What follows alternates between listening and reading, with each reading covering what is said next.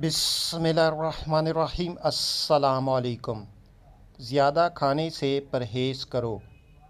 حضرت عیسیٰ علیہ السلام نے فرمایا، اے جناب یعقوب علیہ السلام کی اولاد، زیادہ کھانا نہ کھایا کرو، کیونکہ زیادہ کھانے والا زیادہ سوتا ہے، اور جو زیادہ سوتا ہے وہ بہت کم نماز پڑھتا ہے، اور جو شخص کم نماز پڑھتا ہے خداوند عالم کے نزدیک اسے غافل لوگوں میں شمار کیا جاتا ہے۔